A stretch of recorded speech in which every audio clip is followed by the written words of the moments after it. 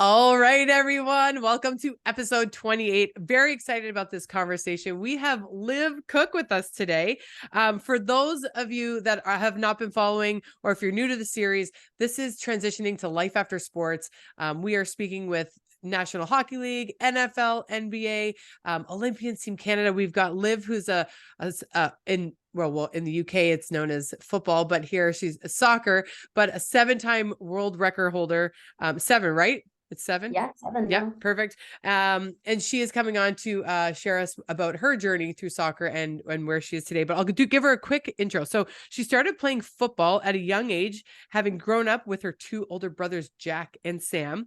At the age of 10, she joined Preston North End Football Club while also playing in Woodlea Junior School's football team. Cooke went on to study at Balshaw's Church of England High School, where she captained the girls' football team, for those of you in Canada, soccer, okay, and signed for the Blackburn Rovers Football Club Center of Excellence at the age of 14. Huge congrats there. 1 year later, Cooke was sidelined, though, by a recurring back injury and discovered freestyle football videos online. If you guys are not following her, you want to. This girl is one phenomenal fitness talent when she's got a ball in her hand. She began to learn the basics in her back garden and stopped playing football in 2015 to focus on freestyle.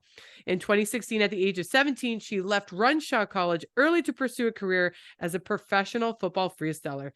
Since becoming a professional freestyler, Cooke has diversified her career through social media and TV, ambassadorial roles, and founding several companies. Welcome. Wow, that's some intro. It's so exciting to have you here. I'm mesmerized when I watch your videos on Instagram. And thank you so much. For those of you that don't know, I literally reached out to her on Instagram, let her know how much I was inspired by her work, and asked her if she would come on, and she graciously said yes. So let's go back to your playing days. How you started at the age of 10. No, you started with your old brothers Jack and Sam. Just a love for soccer or football in your end of the woods in the UK. Yeah, to be honest, growing up with 2 older brothers, and even without them, my parents are super into football, or soccer as you call it. That's going to be confusing for you for the next That's okay. hour We or know so. we know you call it what you call it, we'll call it what we call it. It's all good. Yeah. So growing up, like, football was everything. It's a massive part, especially in Northern England. Like, we're all football heads. So growing up, like, yeah, I started for a team at 10, but I was playing football my whole life. From the moment I could walk, there was a ball at my feet. From the moment I was allowed to play outside, I was begging my brothers to play street football with me. And then I got to the point I was running the streets. Everybody, we were playing 1v1s, 2v2s. Everyone wanted to be on my team. Yeah. I loved it. And then I just wanted to join an actual team. And then at 10, obviously, I joined Preston North End, and it kind of went from there. I've Did you never sorry, I've go never on. known life without football. Oh, I mean, you're lucky because sometimes people are obsessed with the sport or a lifestyle, and it's left them and they feel this void. Now, did you just kind of at a young age just realize, hey, man, I'm pretty good at this. I really like it. Or, I mean, I can just see looking back, if you're running the streets and everyone wants to be on your team, that external validation started very young for you. So I talk a lot about mindset and resiliency coaching, but you're getting the external feedback right away. So it's feeding your personality, your identity as an athlete. What age were you when you really kind of noticed, like, hey, I'm pretty good at this, there might be a career for me? To be honest, I never looked at it thinking like there might be a career for me. It was more just day to day. Like, every minute I had free, I wanted to be playing football. And that kind of like validation back in them early days came from, dribbling around someone, scoring the goal. Can I beat them 10-0 today instead of 7-0 yesterday? And just those little wins day by day. For me, it was never like a bigger picture win. It wasn't, I want this 10-step to be pro. Love it. Football wasn't that for me. I loved it. It was a lifestyle. It was before school, after school, all day at the weekends. It was very much like that. It wasn't, do they think I'm good? Like, it was more just enjoyment. And from that, I knew I was good. If I didn't play well, I didn't enjoy the game as much. If I played well, I was running around people, I was scoring the goals, my team was winning, then, I knew I was good. Yeah, well, you know what? Coaches that I speak to that have come on the series, I mean, Claude Julien, one of the longest coaches in the NHL, when we talked about kind of parents getting involved with sports, he said the ones the ones that love it and that actually make it, they're the ones that are out practicing all the time. You don't have to force them to, set them up for doing drills or practicing. They innately like eat, breathe, sleep the sport, whatever it is that their craft is. And I can feel the passion when you speak about it. So that's beautiful. You're lucky and very blessed that this was your gift. So when did the back injury stuff start happening? And what was that mental journey like for you, emotionally, physically? Talk to us about that. So again, the purpose of this is to help those suffering in silence, or those that maybe don't want to come forward, who have had an injury, or going through something that they just don't feel comfortable speaking to. So that's kind of what I'd love for you to address on your own experience. Yeah, for me, football was everything. It's all I wanted to do. It's all I thought about, all I did. And I progressed through the rankings. I went from the grassroots to the top team in England, playing at the Centre of Excellence with like 4 of the Lionesses that we see playing now, representing England. So I was at the top level. I was playing. I was very much on track to have a career in that. And that's, like I've said, like all I wanted to do. I wanted everyone at school, when you get to a certain year group, they're saying like, what do you want to do? Well, for me, I didn't really want to say it because it felt a little stupid, because back then women weren't making a career from football, but I knew in my heart that's what I wanted. So, it came out. I couldn't hold it in. I couldn't lie and say I want to be a nurse. Like, that's a great job and it's not a lot of people, but I didn't have that interest. For me, it was football. So it was always football. And then when I was about, I think like 15 or 16, when I was playing at this top level, it was quite intense in terms of like training and the schedule. And unfortunately, in one of the training sessions, we were doing shuttle runs. And I remember the feeling of when I planted my right foot to change direction. It was like I just felt this shock of pain down from my right shoulder to my right foot. And I just fell to the floor in agony. And I've never experienced anything like that. And do you know what? My coach at the time thought I was just trying to get out of the fitness drill. I was like, no, I'm actually hurt. I can't get up. And unfortunately, that was the start of a long-term recurring back injury. So I was out for about, I don't know, like 6 months from that moment of no physical activity. So not just no football, but not even being able to run, not light jog, nothing. I couldn't do anything for 6 months. Some mornings I couldn't even get out of bed. It's like, I don't know if you've ever had sciatica or anything like that in your back. That's quite a common. Okay. Yep. I've heard. It's like that, but 100 times, because it's an injury on top of that. I think sciatica is like a symptom of this injury, or, a byproduct of this injury. So it's very uncomfortable, and people that have had back problems can't get comfortable at all. Yeah. No. And the worst part was when I'd go to sleep, I'd wake up and I actually couldn't get out of bed. I'd have to roll onto my tummy, roll out of bed, and then slowly get up. Like, horrible, horrible pain. But after resting for quite a while, I started to be able to do things again. Like, I could do long walks, I could sit down. And that's when, unbeknown to me, I was actually starting to discover freestyle football, because my mind was still obsessed with football. To me, there was no doubt in my mind, I'm just like, this injury sucks. I'm going to be out for a while, but I'm going back to football. So the minute I could do little movements, I was already bringing the ball back in. Were you sleeping with your ball? But not far off. I didn't want to just go back to training after 6 months having touched a football. So I was actually in my garden, sat down because it didn't hurt my back, trying to like just practice kicking a football. And it sounds crazy, but I'd practice kicking it against the wall. And then slowly my touch got a bit better and I started to do kick-ups or juggling, sat down. And that's when obviously my skill of freestyle started to develop. So once I could do kick-ups, sat down very comfortably, because I was injured for a while, I had nothing better to do. I started to Google like sitting down football tricks. And then when I could stand up, I tried to do that trick, stood up. And this literally was just me discovering where I was meant to be without knowing. And then I learned trick after trick after trick. And while I was out injured from football, I'd really discovered the world of freestyle football. I'd found a few of the freestylers that I liked watching. I was watching all the videos. I was obsessed with it. I loved the skill, the way they could manipulate the ball, the different tricks they can do, like defying gravity, some of them. Like, it was insane. And as I healed and my back got better and better, I could learn more and more tricks and copy more of the moves. And then by the time I was fit to go back to football, I'd fallen in love with freestyle. I absolutely loved it. And I still love football. That was still my first love. That's still my passion. So for a while, I tried to do both. Oh, that's beautiful. It And that was. redirection, when you were in bed, I just want to sit on that. Where was your headspace? Because you seem very positive and you seem like you're hungry to constantly learn, which is, always felt like I'm constantly like, how can I be better? How can I learn? How, definitely have gone through my dark days with some of my setbacks in life. But you seem like, did it take you to a darker place mentally, or were you just like, your mindset seems very strong? Is that something that was cultivated from your family growing up? You seem like you're very positive. Or did you sit in a place of like, oh my goodness, what am I going to do with my life? Yeah, do you know what? Like at this point in my journey, no, everything was sunshine and rainbows. Like there was Yeah. no, I didn't wake up thinking, oh, this sucks, it's unfair, because I was luckily in a very fortunate position to be discovering freestyle. So it was almost like a Yeah. distraction, and I'm a very obsessive personality. So as soon as I started to learn trick after trick, I was obsessed. So Yeah. my mind every morning wasn't on, oh, my back's hurting, oh, I've got to get out of bed, it's stiff. No, it's on, right, cool, what trick can I do today? Like, yeah, I know I can't stand up and run and do this and that, but like, what position can I get into that doesn't hurt my back and So allows how me long how long since you were laying in bed till you discovered that little garden trick? um every day was different. I'd Like get what, some like days was it that a were few better. weeks, or was it like within a week or two you were in the garden already trying to kick it? No, it was a good 4 weeks, I'd say. Okay.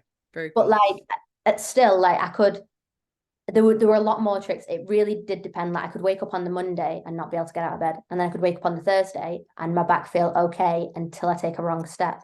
Isn't So it it was really crazy? managing that. But it is interesting what you say about like the tough times, because later on in my journey, I did go through that. But for this part, yeah, this was just this I really see, like this taught me everything I needed for later on in life. I hated it. It sucked. All I wanted to do was play football. I was counting down the days till I could play football. I was doing everything the doctors, the specialists, the physios, the advisory said to get back into football. But now when I look back at what happened at this time, it was the best thing that ever happened to me. If I didn't get that back injury, I wouldn't have discovered freestyle. I wouldn't have got obsessed with it, and I wouldn't be half the person I am today. I know. I actually, like, I have chills when you're saying this, and this is the power of redirection. And I try to really, you know, life, none of us as humans, we cannot avoid suffering. It's just not possible. But there is a redirection, and it's happened to me numerous times. And even, I mean, my mom thought I was crazy when I used to say I was grateful for my breast cancer, because it was really the thing that broke me wide open Mm-hmm. after muscling my way through my life for 40 years. I mean, I needed that to really bring forth my passions and dreams, to really solidify like enough's enough. This was the thing that kind of anchored me into a more deeper connection with spirit, whatever people want to call it. But so you said later, so I love this, the garden story. I think it's beautiful. And then you go on and you say there was a harder transition. And I was much the same. Like when I went through my younger transitions, it didn't hit me like it did until a little bit later in life. And I was like you, everything was glass half full, super excited about life. So what happened later in your years? Because you left you at the age of 17, right? This is when you Mm-hmm. left Runshaw College to pursue your career in professional football freestyle. So was that when there was a big transition, when you kind of had to make that decision, or when did that happen for you? Yeah, it wasn't a sudden decision at all. For a long time, when I came back from a back injury, I knew I loved freestyle. I had this growing passion for it inside me that was like burning. And instead of every day waking up and thinking, can I play football? Can I go to football practice, like practicing football on the street before practice and then after practice and then all weekend? No, it wasn't the same anymore. And I started to notice over the next year or so that it wasn't all football. In fact, some days I wanted to freestyle, not play football, or I'd be freestyling all the way up to football practice and then be too tired in practice. I wasn't performing. So I was juggling them for a while, but even though the sports look very similar, physically, they're completely different muscle groups and different fitness. Yeah. So I was doing too much. Like I was freestyling like 3 hours a day, then playing football like 3 hours a day. And then at weekends, it was like more than that. And it was just too much for my body. I was picking up a lot more niggles and injuries, and my back would flare up every now and then. And it wasn't working. So it reached a point where I knew like I had to choose one. I was getting injured, and I just knew if I want to be the best in the world, I can't have two things going on. I need to have complete focus. I need to go all in on one vision. And I remember for a while, like asking around, like I'd ask my dad and my mum because I used to go for them to them for guidance. And everyone, even like my best friends at school that knew me very well, they were saying football. But do you know when you're not sure about something and you ask a question? And the truth is, no matter what they say to you, you're still not sure because it's you that's got to decide. It's like, oh, should I do this or should I do that? Should I go or should I not? And your mate says an answer and you're like, You know what I hear when you say that? It's an identity crisis. So I struggle with this. It's like we're flip-flopping between the identity that we know and that has served us really well, that people know, we get the external validation, but you're flirting with this, you felt this new skill set and you want to go there, but where this fear keeps us kind of stuck. But what I love, I mean, when I hear you talk about your daily routine and your habits, I'm obsessed with, when I get on something, I get obsessed as well, but your drive and passion and determination, it's next level. That's why you are where you're at, which is amazing. No one's ever phrased it like that to me, and I think you've hit the nail on the head. I've dabbled around that in terms of the way I've described it, but I've never just said identity crisis. But yeah, totally. That's exactly what it is. Yeah. I didn't know life without football, so I think I knew inside me it was freestyle that had taken over, and that's what I wanted to do, and therefore should do. But to let go of something you've never known life without is a very, very difficult thing at such a young age when I wasn't very mature. Was very hard. But eventually I got there. And do you know how I got there? I stopped asking everybody because I literally asked everybody in my life, even friends that I didn't really care about the opinion of. I asked everyone, and I would say that's you trying to validate your own decision in your head. It's like when people want to get divorced and they try to ask everybody and share their story. It's like they're trying to understand the situation in their own head. But everyone said football, and I genuinely didn't know. I felt torn. I really didn't know what the right thing was or what I wanted to do. Yeah, I wish I could do both and be the best in the world at both, but you can't do that. Let's be honest. So I just said to myself one day, after trying to juggle them for a while and getting more injuries, I said, right, Liv, if you had tomorrow off from everything, from school, from duties, what would you do? Would you go and play football or would you freestyle? And my answer, without hesitation, was freestyle. And in that moment, I remember being sat at the breakfast bar at my mum's house. And in that moment, I knew that's what I'm doing. And the next day, I called my manager and I told her, hey, look, I need to speak to you. Can I come in tomorrow? I go in and I sit down and the coaching staff are all in front of me. And I just said, look, it's my time to leave. And they said, why? Like they were baffled with it because I was performing well. I had my stride. I was injury free now. And I said, I want to pursue freestyle. Like, that's what I want to do. And they said, yeah, we understand. We can see that's like a growing passion for you. And you're obviously good at it. And you're welcome back anytime. And they just kind of gave me that like validation and closure to go after what I wanted to go after. And then from there, that was like, okay, there's nothing else like taking up my time now, physically or mentally. All in freestyle, let's go. Well, and for those people that are watching, this is a really important lesson because basically what you're doing is that decision is about self-trust and self-worth and self-belief. And that's a lot of the things that I try to work on when I work on mindset and resiliency development, because you had enough wherewithal to know, like you saw the vision, you're still doing this identity crisis, but in order to get to here, and I want any athletes that's listened to this, if you have a vision for what's next for you, if you've been injured or you've gone through retirement and you don't know how to bridge that gap, there's a calling that's coming to you. Know what you should be doing. Most of us do, or you don't, you go try new things. But what happens is you come this middle piece, like the space between, this is the journey. This is the sweet spot, and navigating those emotions and feelings for you to go and say, yes, you just grew as a human. I'm sure you felt like when you'd made that decision, did you just feel elevated as a human, as like just knowing that was, you didn't maybe necessarily know the direction it was going to go and to what extent, but there's a part of you that just moved forward from A to B in your next evolution of who Liv was going to be and do. Does that resonate with you when I say it like that? Yeah, 100%. I felt even more powerful in freestyle, but actually it was pretty difficult because my whole life, my dad had been my biggest supporter with football. He took me to every practice and my mum too, but my dad more so as I got to the higher level. So he'd take me to every practice and it was almost like he was a bit disappointed. I felt it. Yeah.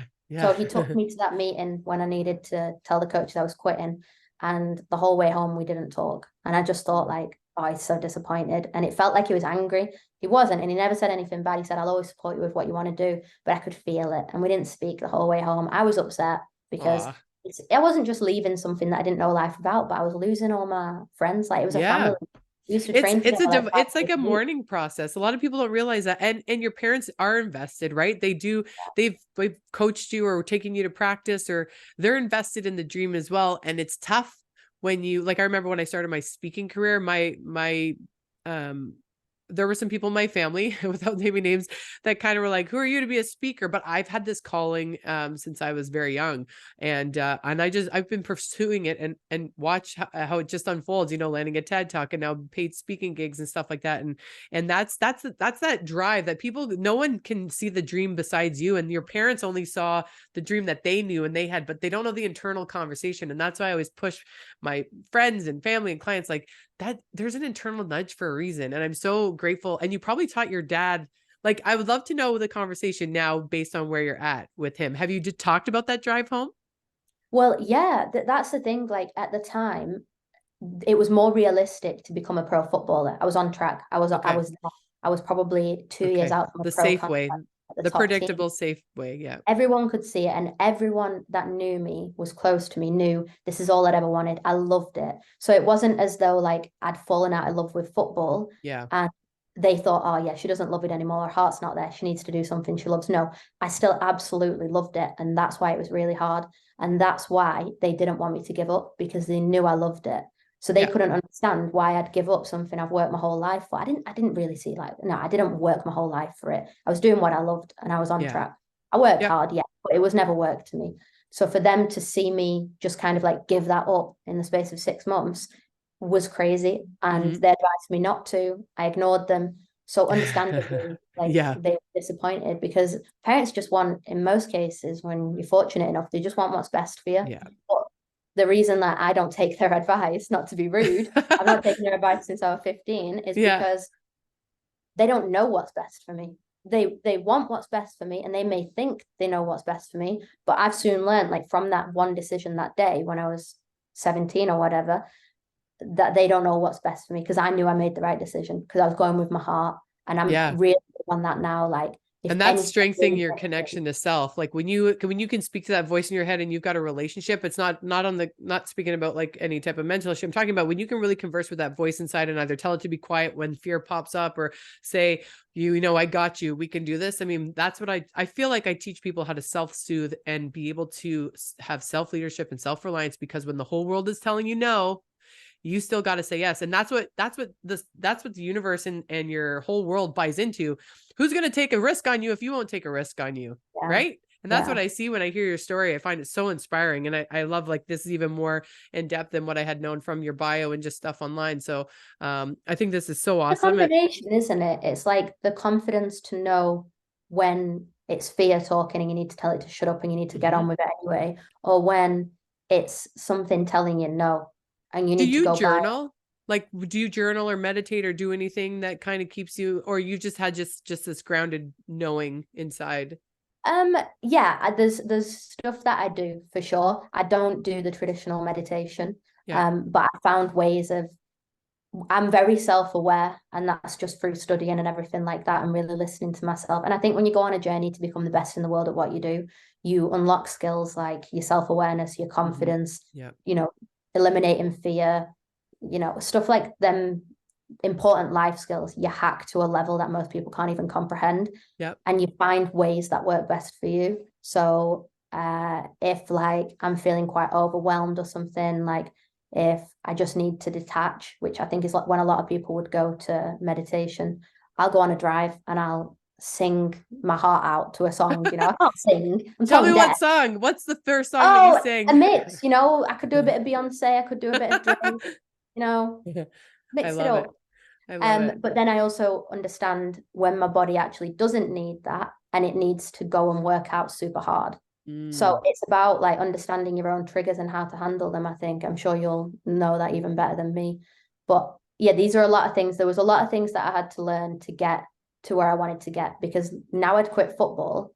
I had no excuse now. I wanted to be the world champion of freestyle football. I wanted to be the best freestyler in the world. And that's what I went full throttle into. And what would you say? Let's say we have an athlete that's a little bit older and they're like, hey, well, that's great. You had all the time in the world to go pursue your passion, but I've got to put money in the bank and food on the, what would your advice be to an older athlete who's maybe, and passions can be anything. You don't have to go from one sport to the next. I mean, maybe you need to be mentoring or coaching other kids. Maybe you need to be writing, maybe you need to be singing, but what would your advice be to someone who feels I think age is just a number, but the confidence to go after something that's really been tugging on their heartstrings. Like, I think we only live once, man. You got to do it. But what would you say to that person maybe watching this video that's like, I'm too late to do this I stuff think now? they need to, before they work on the skill set and chase the dream, they need to work on the mindset. Because if you think that age is a problem, you're not ready to go after your dream, because you're making an excuse already. It needs to be a no excuse culture inside your own head. And maybe that comes from thinking they know what they want to go after. If they think they want to be a singer, but they're too busy because of this or that, they've got to put food on the table, or they've just got a newborn or something like that. No, age is not the problem. I love that. I'm writing down no excuse culture. I love that. 100%, 100%. For the whole time that I was competing, I had a poster on my wall. I had my whole room decorated with the right messages to fulfill me with the emotions that I needed to tackle every day for training.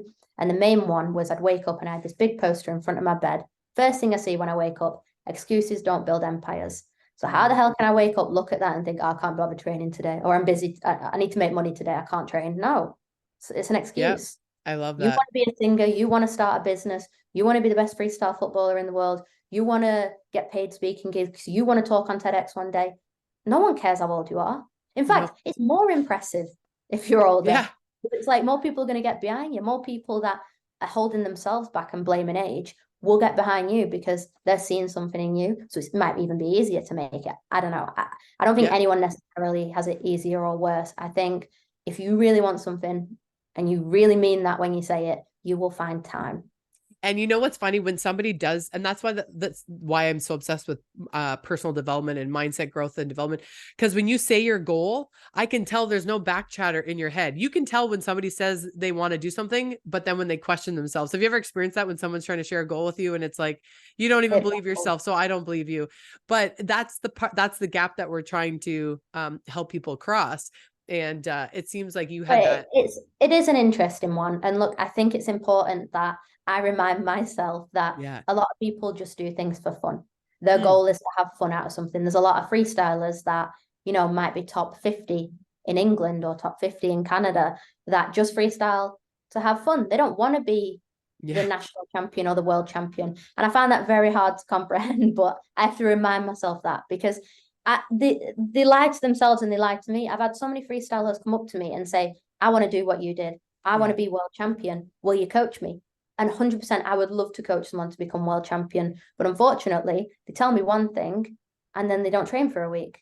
Or don't train the next day. Their actions are not in alignment. Yeah. Actually, this is a great question for you, because and I'm highly competitive, having played hockey at the NCAA level, National Hockey League, and I'm always challenging myself. Like, someone will say they're doing a marathon. I'm like, I'm doing one too. Or someone told me you can, I did one. And then someone was like, I said I was going to do a figure show. The trainer was like, I'm not training you. You've got 30 pounds to lose. I was like, well, if you don't do it, someone else will. And she's like, well, I don't want you to do it necessarily. I don't know how it's not unhealthy to lose 30 pounds in 8 weeks, but I did. And I won first place.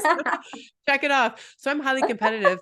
But what would you say to the athlete who is suffering in silence and they can't, and I mean, I have my own reasons or answers to this, but what would you tell someone who can't fulfill that competitive spirit? Like I've spoken to some people who are, now quadriplegic, but now they're going into like the Paralympic direction, which I think is so cool. But what advice would you give someone who just can't find that competitive drive again? What advice would you give? I'm curious what you'd say. I think there's an important cycle that you have to realize. Like for me, for example, I couldn't find that competitive drive. So when I became world champion, it was the best feeling in the world. Like I achieved my dream. I achieved what I'd given up everything for. I'd given up all my friendships. I'd quit college. I'd quit football, my love. I weren't doing anything from the moment I woke up till the moment I went to sleep that wasn't related to football. All morning I was studying, football freestyle. All morning I was studying potential competitors, analysing them, the strengths, the weaknesses, how strong the mind is. Are they going to be nervous in the battle? How can I, it sounds bad, how can I exaggerate the nerves? Can I go in with a trick that they think is their best trick, but actually I can do better? So from moment one, I've scared them because I've just done their best trick. So all morning I was studying. You're like a boxer going into the boxing ring. Oh, 100%. It's strategy. And all afternoon I was in the gym training. Then evening I was doing recovery, and then I wake up and do it again. And I did that for years and years and years. And I wasn't paid a dime. I didn't have a coach. I didn't have a nutritionist. I didn't have a team around me. It was just me in an empty room all day, every day, and in my bedroom. And when I finally achieved the dream, and trust me, it was a lot of ups and downs in between, but when I achieved it and became champion of the world, it was an unbelievable feeling that I'm very grateful for. And I don't think many people will be fortunate enough to experience. But what people don't understand is with such a high comes such a low. Yes. So for years and years, for 6, 7 years, whatever, it's all I thought about every minute of every day. And not once had I ever thought afterwards, what do I do when I've achieved it? And it's very easy for people on the sidelines to say, well, just go and do it again. Like, it's impressive to win it again. But for some athletes, and me in particular, I wasn't interested in that. And maybe it's because I'm an athlete that's obsessed with progress. So getting better, learning new tricks every single day, winning this competition, winning that competition, winning in a better way. So it's one thing to win a competition or win a battle, but it's another thing to do it without dropping a single point. So you get points by the judges, kind of like, I don't know if you've seen Dancing on Ice or street dance, anything like that. Freestyle works like that. The judges score you, and then each judge votes for you. And then the winner is the one with the most votes. I won the whole world championships without dropping a single point, and I was the youngest person in history to ever do it. So you can't get a more perfect competition than that. So how the hell do I progress from that? If I go out to do it again, I'm doing it for you lot. I'm not doing it for me anymore. And I can't do that. I cannot put myself in an empty room, isolated, training beyond belief, blood, sweat, tears, and broken bones for 6 years to prove something to you lot that you already know, because I've looked at my flawless record. So I couldn't do it again. And when I got home to England, you know, I celebrated with friends out in Prague where I won, in Czech Republic. I flew home, celebrated with family, went round showing my grandparents, my other grandparents, my cousins, my friends, all look at my trophy. You know, I went round having my little parade. I did the media interviews. I was on a massive high. And then that was on a Friday I got back. And then on the Monday, I woke up and I was still like pretty young. So I was still living at my parents. I think I was 18, the youngest world champion in history. So I was 18 years old. I've achieved everything I've ever wanted. I wake up on Monday morning and everyone's gone to work. And I wake up and usually I jump out of bed. I'm first out of bed because, you know, Kalina or Augusta or Melody from France is training and I've got to out train her. But I woke up that morning and it was like, whoa, this fire in my belly's gone.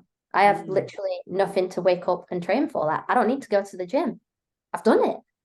And I just led there like speechless. And I just thought, oh, no, well, what now? And it was a very weird feeling. My brother got home and he came home early. I think he was on a work break or something. It was about 10, 11 a.m. And he came in and he's like, what are you doing in bed? And he was worried about me. And I went, yeah, well, I don't know what to do, Jack. And he went, and he was worried about me. So, because I would never be like that. 7 a.m, I'm up training, gone. Like, you know, I've got dreams to chase. And that's when, like, I think everyone around me started to realize, like, whoa, this is weird for her. So I got myself out of bed. I slowly got ready, thinking, well, why am I getting ready? What's the point? Where am I going? And I finally got myself to the gym, the same studio. And when I walked in, I just remember feeling like this wave of emotion. It was like, because I remember the last time I walked out of that gym when I was going to the world champs. And I remember looking at myself in the mirror and thinking, this is it. The next time you walk in here, you'll either have done it or you haven't. And it was like this relief when I was going off to the world championships because the hard work was done. Now it was just the result to come. Now you got to play. You did all the prep work. Now you just got to do what you love. Yeah. I had that mindset of, you know, the results already, like I've won or I've not. The work's done. Let's just go out and enjoy it. That's the beautiful part of trusting yourself and showing up for yourself, right? Yeah, I already knew I'd won. It wasn't even a case of it will be or it won't. I knew I'd won. When I left that gym, leaving to the world champs, I looked in the mirror and I thought, yeah, you're done. You can breathe again. You can stop stressing. Go out there and show them what you've done. Show them you're the champ. Anyway, after I've won, I remember walking back in on that Monday, like midday afternoon, and looking in the mirror and just feeling like, whoa, you've done it. And it was like closure. That was the only feel. That's the only word I can use to describe that feeling. And I put my freestyle shoes on, got my ball out, did all my routine stuff that I usually do. And I went to kick it and I didn't want to. I couldn't kick it. 10 minutes later, I walked out the gym, got back in my car and just cried. And thought, I wish I didn't win. like I didn't want that title. Because you Then had that drive to achieve it, right? Was gone, right? You'd hit the nail and on the I head. just sobbed in my car, cried. I went on like a 10-minute drive, cried, pulled over again. I was still crying. And I'll never forget, like, I was so confused.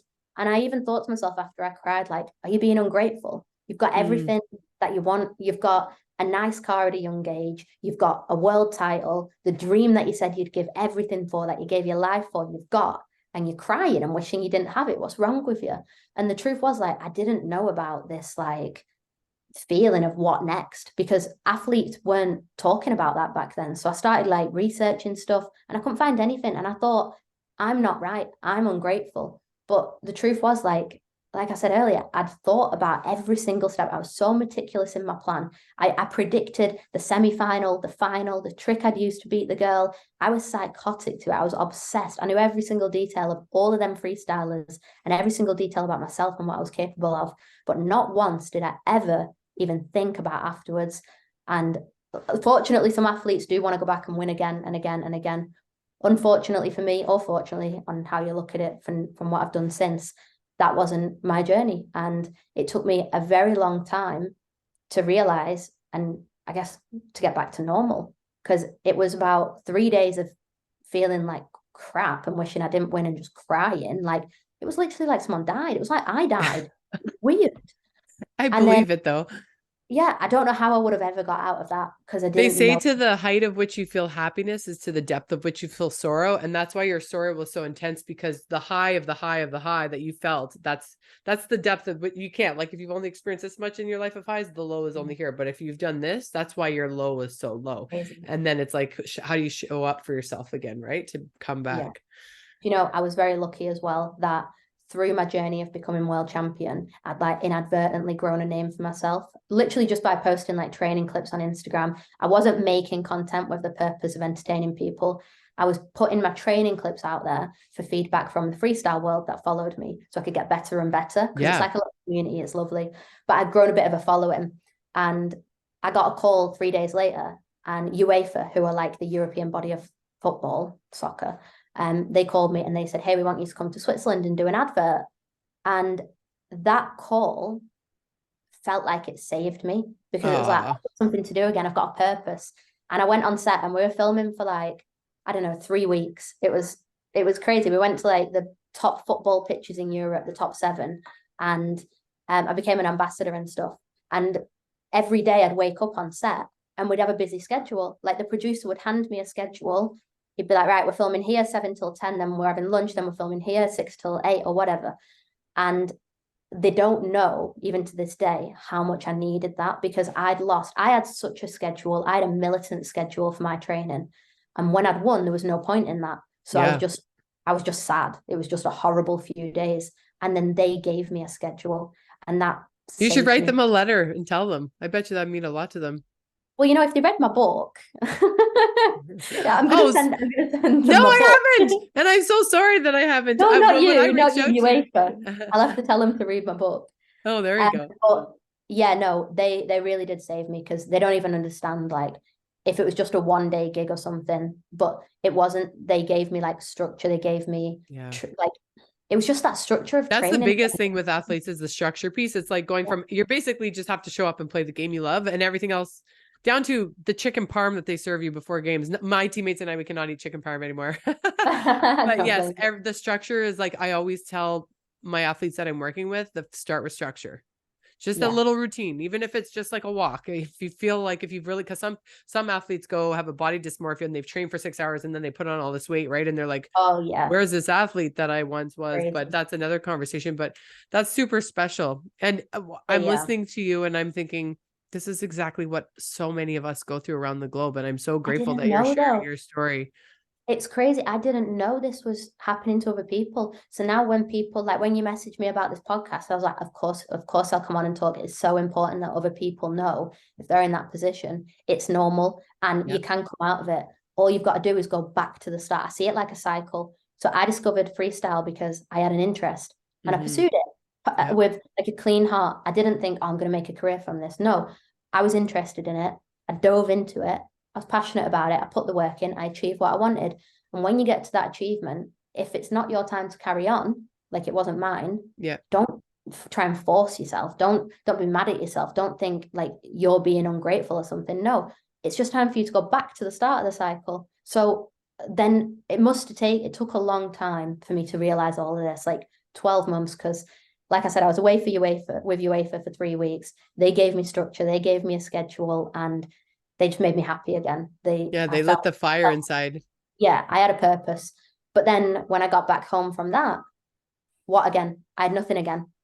And that was happening like periodically. And that's when I really dove into my career, because it was a distraction. I needed schedule, I needed events, I needed producers telling me what to do, where to be, what to say, blah, blah, blah. And it wasn't every time I'd come home in between these gigs or these TV jobs or these performances or whatever, I'd be lost again, because in myself, I didn't have structure for about 12 months without knowing. I didn't have awareness back then of this. I was just relying on other people. And that's probably why my career grew so quick, my following grew so quick, because I needed it. It was my coping mechanism. Yeah. And then about 12 months later, I started to find my feet again. I started to see things I liked and pursue them. Like, it doesn't have to be freestyle. You don't have to go to the gym and freestyle, Liv. Like, you could go and learn that trick with a skipping rope that Floyd Mayweather was doing that you like the look of. And I just found these little things, like videos I liked on Instagram. I just go out and try it. Like, why not? Yeah. So then I started to find new passions, and then I just fell in love with quite a few different things. And I understand now, I will never feel what I felt for freestyle. I will never want something, I don't think, as much as I wanted that world title. I will never be so consumed and obsessed with one thing like I was for that. And that's fine, because I'm as happy today as I was then. And it's just different. It's about understanding that it's not what it was, and that's fine.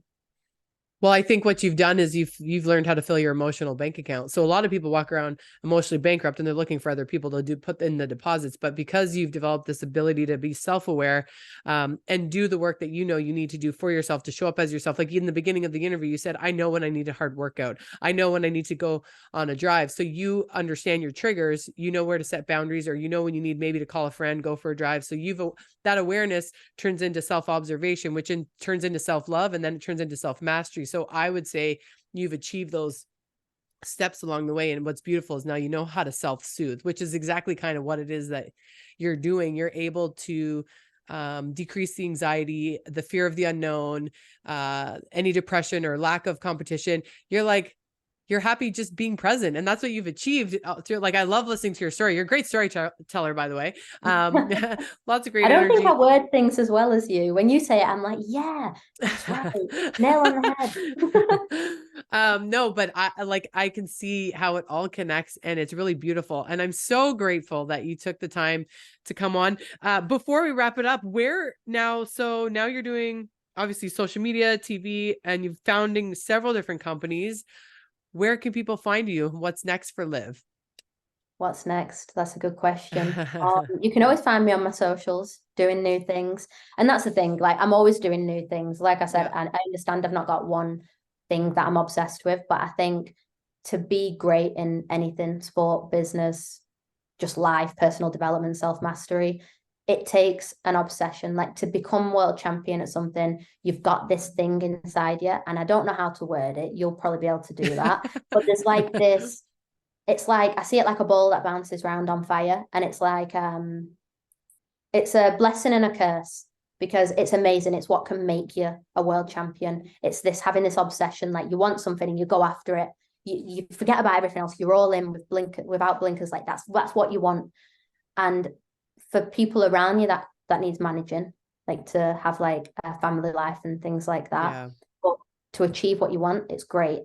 But then when you've achieved it, it doesn't just go. It doesn't just die out. The flame doesn't die out. It can hurt you. It can burn you from the inside if you don't rehome it. And that's what I talk about going back to the start of my cycle. and finding new things. So I've still got that obsession. I've still got that. It's achievement versus fulfillment, right? So achievement we can do, but what happens is as you get older, you run out of gas. Like you hit a wall so hard that you're like, I just physically, energetically can't even pursue this road anymore. And that's usually when people start to have a little bit more of a spiritual awareness, or they go to look for a higher power inside them. That's usually when they stop and actually sit and reflect. Introspection is the gateway to that next higher level of being and fulfillment.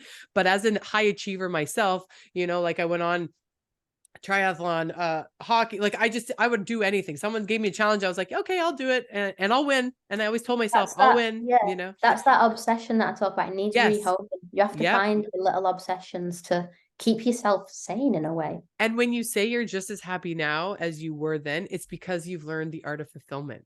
You were established in the art of achievement, and you got that, but you've learned again through this self-awareness, through this observation, through this self-love, giving yourself grace, feeling the feelings, healing yourself, right? And growing into this amazing human that you are. Now you have this knowing and this deep connection with self, and that transcends the world around you, because you are shining light on the people around you. Like all your achievements are showing everybody else what's possible. And in the meantime, you've bridged this gap between who you are and who you're meant to be. And who you're meant to be, this higher person, this higher self you are, is happy and grounded, and you're aligned. And you can feel it when I talk to you. It's like, this girl knows exactly, even if there's uncertainty in whatever what's coming for you, you can feel that self-awareness, and it shines through in a confident, positive, bright light that you are. And I'm so grateful that you said yes to coming on and sharing all your wisdom with us. Any final thoughts? I mean, you didn't tell us where you're going. Is there anything that we need to know? No, it was just really long-winded from me, wasn't it? But that obsession that needs rehoming, I'm constantly going into new things, and I see things rise quite quickly. I started a real estate company. It's already got a 7-figure valuation in like 4 months. And that's not money that I've pumped in. That was a zero investment, zero capital startup.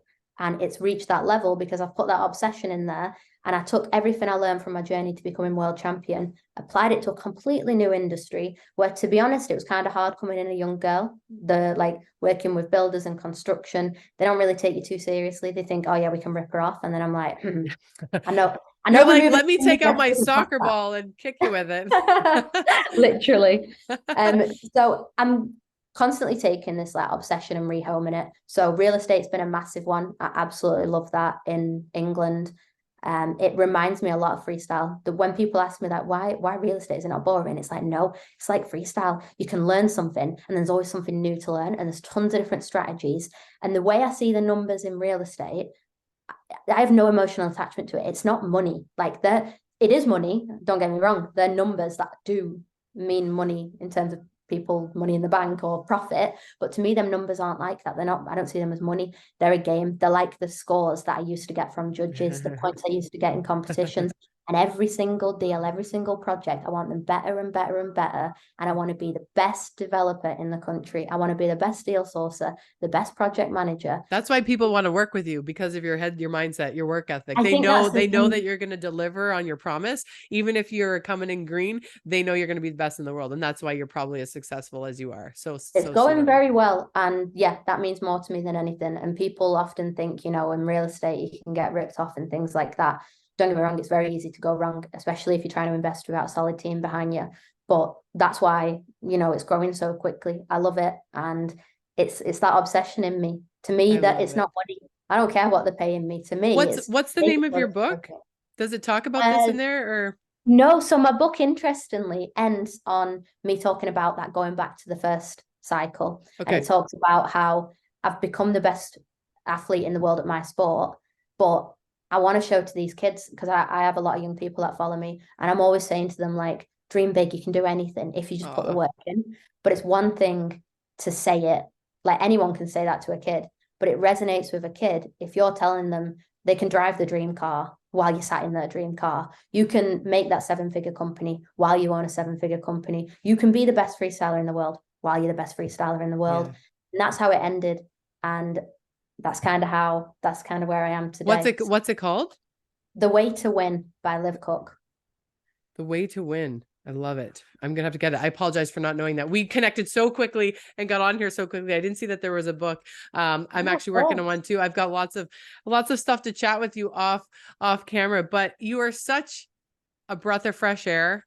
I can feel you're like, I am like, whoo, what am I going to go do to achieve today? Like I can feel it. I'm so grateful that we have you in the world to share your, not only your talent, your lessons, your book. I see a big future for you and a big impact. And that's what we need is more people to share their stories, their struggles, be vulnerable, their wins, whatever. We're all human. And just, that was my vision with these talks, is to create a community where we can support athletes around the globe struggling in silence. We've unfortunately had some friends that didn't handle their struggle and were found in their homes and weren't able to get past that mindset piece. So I know that these are touching lives, even if we don't see how many people are watching. So I am so grateful you said yes.